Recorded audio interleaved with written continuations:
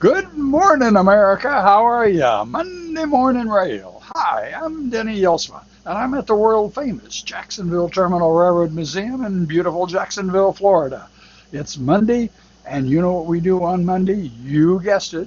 We do show and tell, something that the club members there we just love to do show and tell. We like to show off all of our trains that we get. We talk about them, and we just love it. Today's show is always brought to you by Jelsma Graphics, the people that make all the railroad embroidery clothing, hats, shirts, jackets, you name it. Go to jelsma.com. That's Jelsma. Come and see us. We're going to be in DeLand, Florida in October. Then we're going to be in Milwaukee for Train Fest in November the 1st and the 2nd in Milwaukee, Wisconsin at the Bird Center downtown. And then we're going to be at the end of January at the best show in the United States, and that is Amherst in West Springfield, Massachusetts. So come and see us. And number two, we'll sign autographs for you. And so that's what we have going this fall. Now, I'm going to talk about a train that is so dear to my heart because this is the first train that I rode.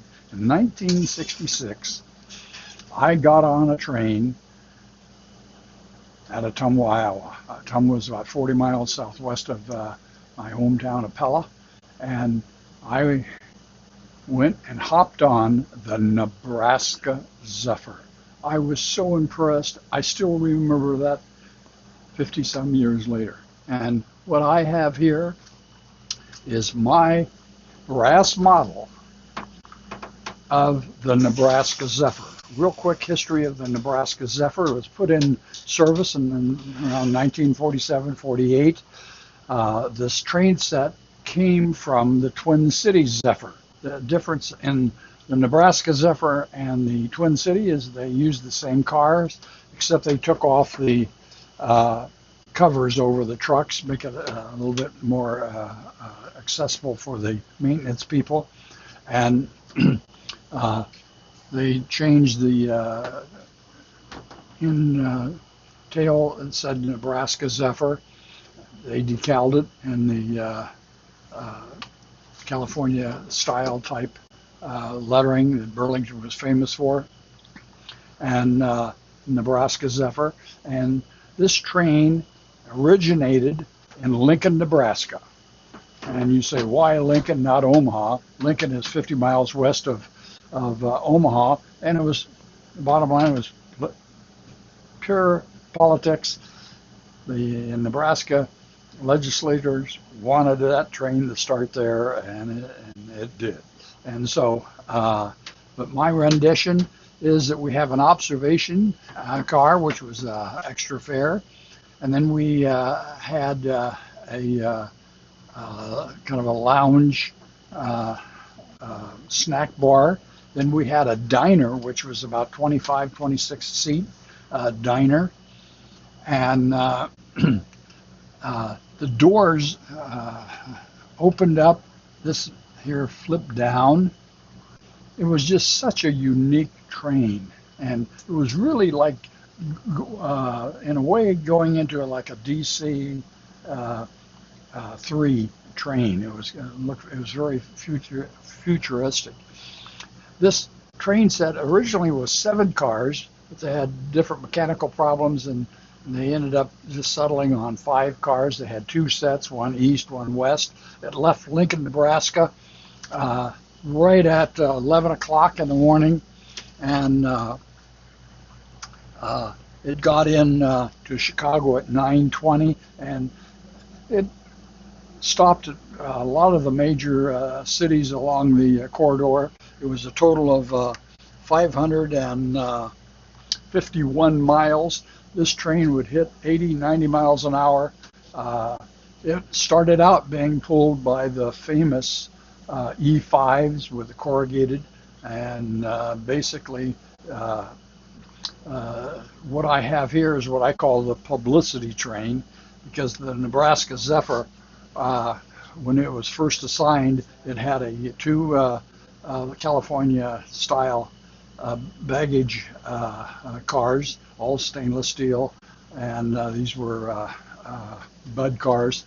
And once again, we had one set that left uh, Chicago, and it left mid-morning. I think it left Chicago about 10 o'clock, and one left in Lincoln, and went to Omaha, then the Crescent, uh, uh, went to Sheraton, didn't stop at Albia, or it may have, then Ottumwa, Mount Pleasant, and what I did, I got on at Ottumwa, Iowa, and it's about 50 miles to Mount Pleasant, and I got off, and about an hour later, the California Zephyr.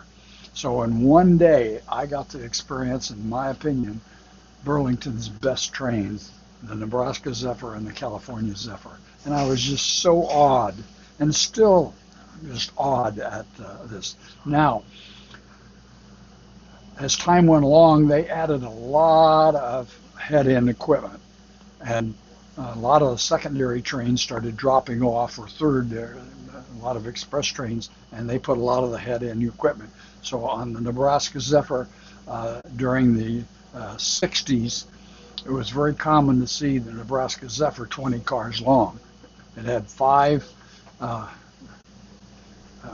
seating cars, a baggage, and then it had all kinds of head-in equipment, and some up to the 10. And when they did, then they added a second E7.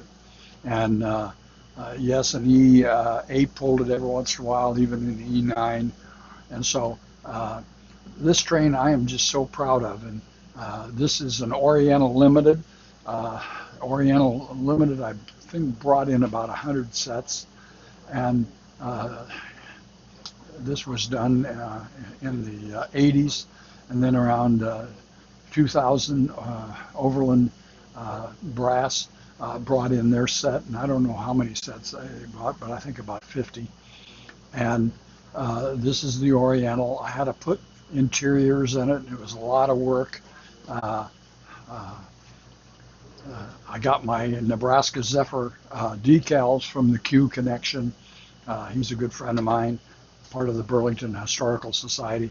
And I want to say, do support these historical societies.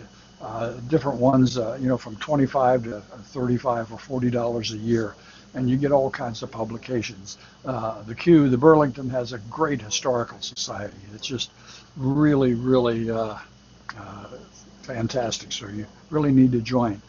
But this train here would hit 90 to 100 miles, and across Iowa, that was a racetrack.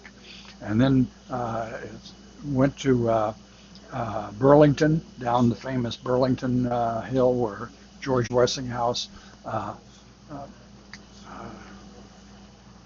invented the air brake, and it was tested on the Burlington Hill. And then it went to Galesburg, and Galesburg was a very interesting place because in Galesburg, the trains either went to Iowa or they went to Missouri. And the Q had a lot of passenger trains, and they were always famous for their stainless steel trains. And then went into Illinois, from Galesburg into Chicago. It was what they called the merchant's train and the common man's train. It was very, very coupled. This train, you could still ride it today. It's preserved at the Illinois Railroad Museum, just north of Chicago. On the weekends, you could ride this train. They have the E5 pulling it. I haven't done that yet. That's on my bucket list. I want to do that. And so, once again, show and tell. I am just so thrilled. When I first walked in, I told Rodney, and you want to know why I was so excited? Because I'm showing off the Nebraska Zephyr. Really, really. And there's two trains that I just really love. I love the Nebraska Zephyr, and I like the Wabash Bluebird. I just think those two trains are the cat's meow. And so this is my rendition of the California Zephyr, and that's the way it is at the world famous Jacksonville Terminal Railroad Museum in beautiful Jacksonville, Florida, where the sun always shines. And running trains is an absolute pleasure.